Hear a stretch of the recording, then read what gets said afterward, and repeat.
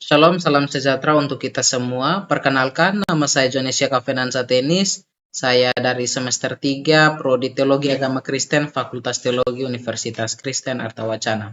Pada kesempatan ini saya akan membahas materi mengenai dengan sejarah kedudukan, fungsi, dan peran serta keberagaman bahasa Indonesia. Kita masuk dalam poin pertama mengenai sejarah.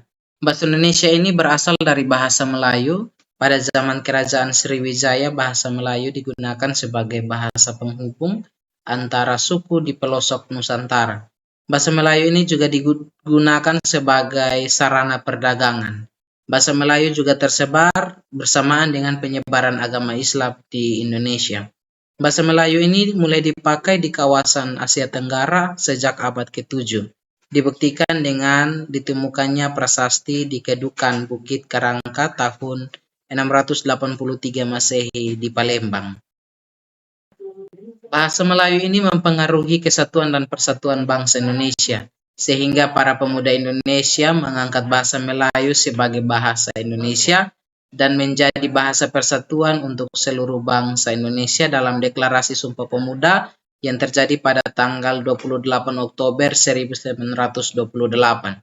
Pada 18 Agustus 1945, bangsa Indonesia mengakui bahasa Indonesia secara yuridis. Faktor pengangkatannya ialah bahwa bahasa Indonesia ini sebagai bahasa lingua franca, yakni mudah dipelajari, penerimaan secara sukarela oleh suku-suku yang ada di Indonesia, yakni suku Jawa, suku Sunda, dan suku-suku lainnya, yang kemudian menjadikan bahasa ini sebagai bahasa kebudayaan dalam arti yang lebih luas. Pada proklamasi kemerdekaan Republik Indonesia 17 Agustus 1945 telah mengukuhkan kedudukan dan fungsi bangsa Indonesia, yakni yang tercakup dalam bahasa Indonesia secara konstitusional sebagai bahasa negara. Kini bahasa Indonesia dipakai oleh berbagai lapisan masyarakat Indonesia, baik yang ada di tingkat pusat maupun di daerah. Oke, kita masuk dalam poin yang kedua, yakni kedudukan dan fungsi dan peran bahasa. Kedudukan sebagai bahasa nasional ini, bangsa Indonesia menetapkan bahasa nasional sebagai lambang kebanggaan nasional, yakni lambang identitas nasional, bahasa persatuan berbagai suku bangsa. Bahasa ini merupakan bahasa perhubungan antara wilayah-wilayah di Nusantara.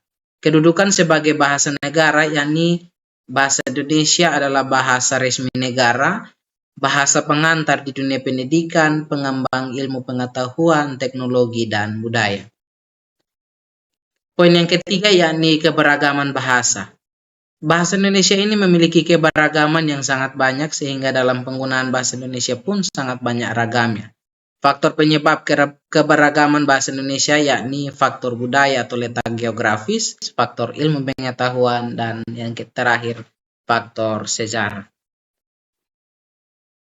Oke, kita sudah di penghujung. Terima kasih untuk perhatiannya, dan pesannya adalah bahwa bahasa yang kita sudah punya tetap lestarikan itu, dan biarkanlah bahasa Indonesia ini menjadi bahasa yang mempersatukan antara kita semua dalam keberagaman dan latar belakang yang memiliki perbedaan.